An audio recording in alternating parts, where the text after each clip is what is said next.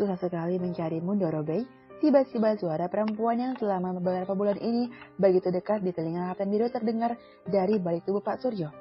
Iya, betul. Untung ada Nak Tika. Kalau enggak bapak sama ibu, apa enggak tambah bingung? Ibu merentangkan tangan kanannya seolah menyongsong kedatangan Tika. Tika tersenyum ramah pada kedua orang tua Kapten Biru sambil menerima uluran tangan Bu Suryo. Dengan penuh kasih, wanita bersanggul besar itu merapatkan tangannya ke pinggang kecil Tika yang berbalut loreng unfil, merangkulnya dengan hangat. Kapten Biru yang menyaksikan kejadian itu hanya bisa mendengus sebal. Matanya kembali menatap matahari yang sebentar lagi beranjak tenggelam. Kok nggak bilang terima kasih, Leh? Bu Surya melotot. Nak Tika ini sudah lari ke sana kemari loh, nyariin kamu. Belum lagi dia rela meninggalin calonnya besan kita demi nemenin ibu mertuanya ini. Kapten Biru terlihat kaget dengan perkataan ibunya, namun mulutnya tak berniat menjawab ucapan wanita yang tua yang manis terlihat kecantikannya. Laki-laki tampan itu tak ingin merusak suasana penuh kerinduan hari ini dengan penjelasannya yang mungkin akan buat kebahagiaan hati ibunya rusak. Lah, masih diam aja, cecar Bu Suryo. Ya, terima kasih, ucap Kapten Biru dengan nada dingin. Matanya tak bergeming dari geliat mentari sore yang hari itu terlihat begitu banyak menyimpan rahasia dan tekanan untuk hatinya.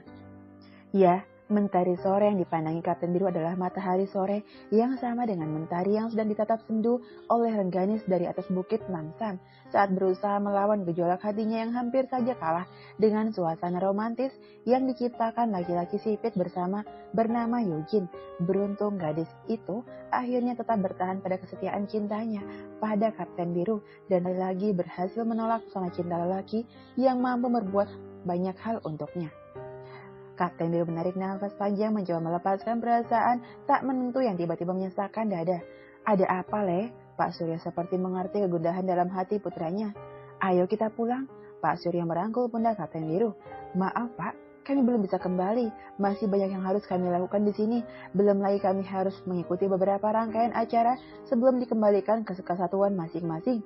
Oh, begitu. Bapak kira sudah bisa langsung pulang. Belum, Pak. Nanti Mas Biru dan saya akan pulang ke rumah bareng. Maksudmu apa, Tika? Kapten Biru semakin merasa tak nyaman. Hei bro, memangnya kamu lupa dengan apa yang aku katakan waktu itu? Pulang dari sana, aku mau hubungan yang lebih serius denganmu.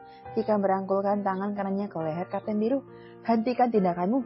Lihat banyak orang yang memperhatikan kita.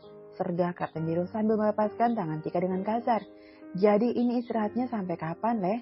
Bu Suryo berusaha memecah suasana yang kurang nyaman itu untuk berjalan mendekati ke putranya. Sampai pukul 7, Bu. Kalau begitu kita cari musola saja dulu, setelah itu makan malam. Pak Suryo mengambil inisiatif. Kamu ikut kan, Du? Tanya Bu Suryo ramah. Maaf Ibu Mertua, saya belum bisa bergabung. Kasihan keluarga saya nanti menunggu terlalu lama. Oh iya, benar juga. Sampaikan salamku untuk calon besan ya.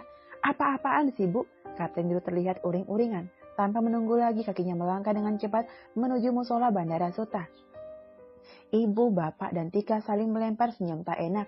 Dalam benak mereka telah berkecamuk pikiran masing-masing tentang kelakuan Kapten Biru yang mendadak menjadi pemarah. Ada apa toh, Ca Bagus? Apalagi marahan sama Nak Tika? Tanya ibu seusai melaksanakan ibadah sholat maghrib. Maafkan Biru ya, Bu. Buat Bu cemas, tapi Biru dan Tika tidak pernah punya hubungan spesial. Kami hanya berteman biasa, tidak lebih. Lah, kata Nak Tika, kalian mau melanjutkan ke jenjang yang lebih serius. Bukankah itu artinya kalian pacaran? Bu Surya menatap wajah Kapten Biru yang masih tampak basah karena air wudhu. Itu memang keinginan Tika, Bu. Tapi aku tak pernah bermimpi untuk hidup bersamanya. Lah, memangnya kenapa nggak diterima saja toh, Biru? Nak Tika itu cantik, baik, keluarganya juga jelas. Kurang apa lagi? Kalian satu profesi, bisa saling mengerti satu sama lain. Wes toleh, gak usah banyak nolak lagi. Ibu sama bapak sudah gak sabar mau nimang cucu. Cerocos Bu Suryo panjang lebar. Aku akan menikah tapi bukan dengan Tika, Bu. Dan satu lagi, ibu kan bisa nimang Sandi, Laksmi, Ayu, dan Cassandra. Lah anak Kang Masmu udah pada gede. Udah sibuk main sendiri-sendiri. Ibu pengen nimang cucu yang masih bayi.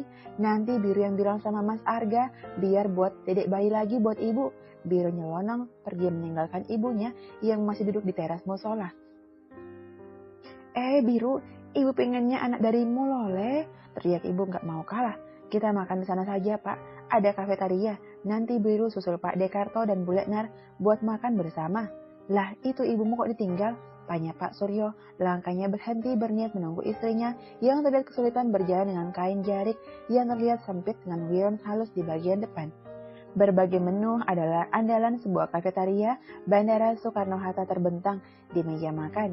Ayam bakar, pecel lele, gurame asam manis, cak kangkung, seafood, kesukaan Kapten Biru sayur asam, serta tempe dan tahu goreng tak berhasil menggoda selera makan Kapten Biru.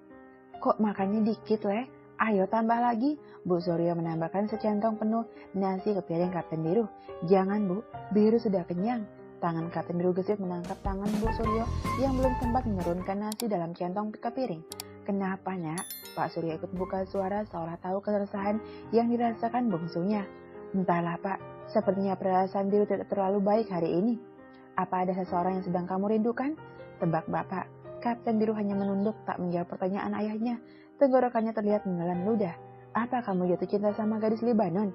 Tanya Bapak lagi. Enggak, pokoknya jangan. Ibu gak setuju. Bu Surya menggoyang-goyangkan kedua tangannya penuh semangat. Ibu ini loh kenapa? Bapak memberi isyarat mata pada istrinya untuk diam. Ada gadis lain yang Biru cintai, Bu. Bukan Tika. Akui Biru baru terus terang. Oh alah, Biru, nak Tika itu kurang opo toyo. Ibu sudah senang loh sama Tika.